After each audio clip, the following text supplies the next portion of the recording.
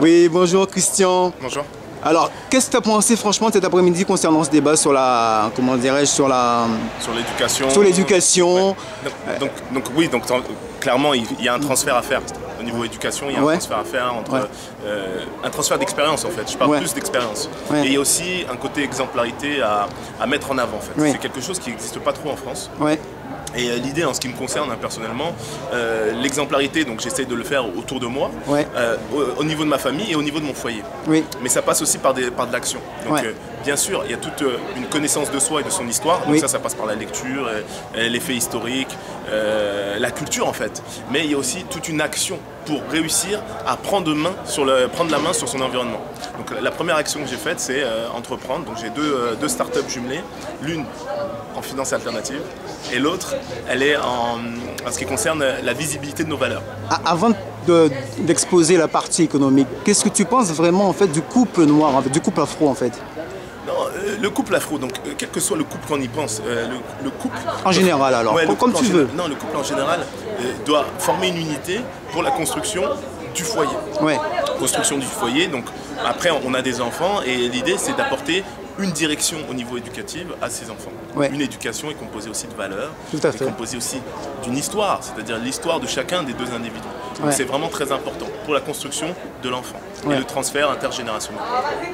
Et en tant que père, comment vraiment personnellement tu conçois l'éducation, la réussite de tes enfants? Moi je passe beaucoup de temps avec mes enfants, je discute beaucoup avec mes filles et tous les jours j'essaye de faire cette... cohésion. Une contre-propagande. Ça peut paraître bizarre, parce que être contre, ça veut pas dire être dans l'action. Mais en gros, concrètement, ça veut dire quoi? Déjà, on n'a pas de télé à la maison. Et deux, tous les jours, je leur dis à quel point elles sont belles, et je leur dis aussi à quel point elles ont une histoire. La valorisation. Voilà, et pas qu'une valorisation au niveau de la société, mais aussi au niveau spirituel. Spirituel, tout à fait. Il est très important. Donc moi, je sais que tous les soirs, je demande à ma fille de penser à ses ancêtres. Donc tu essaies quelque part de les, je dirais, comment je pourrais dire ça, de faire en sorte qu'en termes de succession, de parrainer cette éducation, ce travail de transmission, et que tes enfants puissent vraiment les inculquer, les imprégner au fond de toi en fait, c'est un peu ça. L'idée c'est de leur donner des ailes. Souvent on parle souvent de combat. Ah c'est bien dit ça, tout à fait. On leur parle souvent de combat, leur donner des armes, mais moi je parle souvent de leur donner des ailes et de... vous voyez, même en étant emprisonné dans un système soi-disant capitaliste, etc., d'avoir cette liberté, pas seulement de penser, mais de modeler le monde. C'est-à-dire être libre dans sa tête, c'est un état d'esprit et ça passe par une connaissance de soi et un épanouissement spirituel, etc. Et est-ce que tu penses que leurs ailes aujourd'hui sont bien construites et bien solides pour pouvoir aller le plus loin que possible? Oui, je le pense. Quand je vois ma fille qui a 5 ans, à l'école, on lui a demandé qu'est-ce que tu veux faire. Elle a dit moi je peux faire ce que je veux. Quand je serai grande, je pourrai faire ce que je veux. Et ça, toutes les mères ont été vraiment surprises. C'est parce que c'est quelque chose que je lui apprends très tôt. Elle ne doit pas se limiter, que ce soit la peinture, que ce soit... Il n'y a pas que les matières scolaires.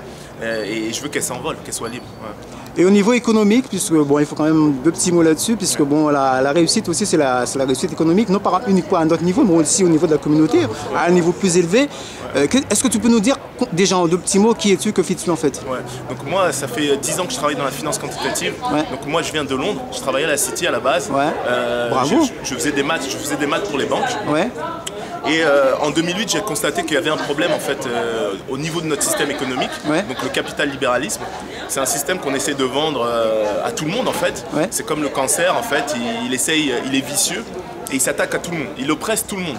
Et dans ce livre que je viens de sortir, le manifeste de la raison objective, en fait, je mets en avant le caractère inefficient du capitalisme libéral et je mets en place aussi une vision d'autre chose. C'est-à-dire, je parle de la société équilibre, donc c'est une société qui ne sera pas tout le temps en plein mouvement. Concrètement Concrètement, c'est-à-dire Concrètement, le capitalisme libéral nous oppresse, nous force à aller très vite, nous force à chercher la croissance au niveau gouvernemental, nous force à le monde de la finance. Voilà, il nous force à nous endetter, nous force à toujours chercher plus de profit, etc., etc. Et donc, il faut un recadrage de valeurs pour atteindre une société équilibre où on n'aura plus besoin de courir. Tu penses qu'il faudrait peut-être repenser le capitalisme, c'est un peu ça? Non, c'est pas repenser. Le capitalisme, c'est inefficient. C'est trouver une alternative. L'alternative, elle est ici. Et tu penses t'apporter avec? la manifeste de la raison objective. Oui, ça c'est en fait, c'est une direction concrète avec des étapes transitoires. Comment on passe du capitalisme libéral à une société équilibrée. Deux petits mots concernant cette alternative. Ouais, donc cette alternative elle est simple, recadrage de valeur, c'est-à-dire qu'on oublie tout ce qui est profit. Hein. Moi c'est ce que j'essaie de faire personnellement avec Afrisia. Vous allez géolocaliser vos valeurs, vous allez pouvoir mettre votre argent là où vous le souhaitez. Et la deuxième chose, c'est l'autonomie.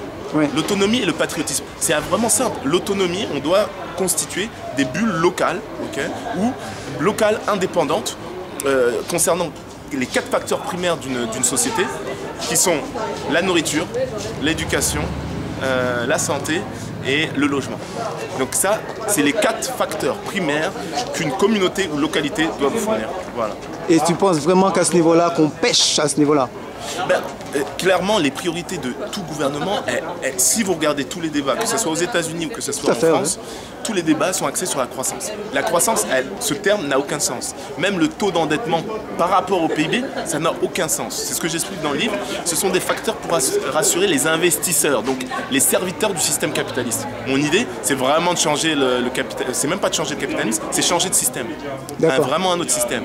Et l'anticapitalisme, ce n'est pas une idéologie, mais la société équilibre, donc ce que j'explique à l'intérieur, c'est vraiment une idéologie.